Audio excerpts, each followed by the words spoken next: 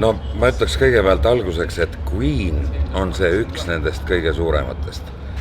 See ansambel on muutnud maailma muusika ajalugu nii põhjalikult, et selle pärand on nii meeletult suur ja tähtis, et sellega ei juhtu mitte midagi.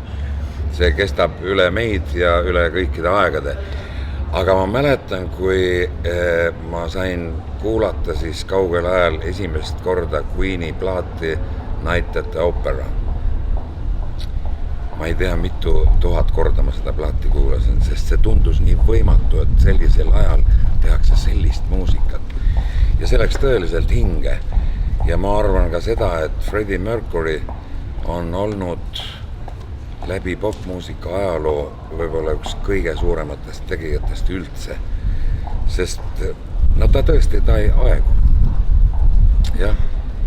Ja mõnes mõttes on hea, et need Queeni liikmed, kes tulevad ka nüüd siia, et nad ka nii-öelda elavana hoiavad seda pärandit ja ma ei kahtle üldse selles, et Adam Lambert laulab Freddie vääriliselt. Ja see saab olema tõsine elamus.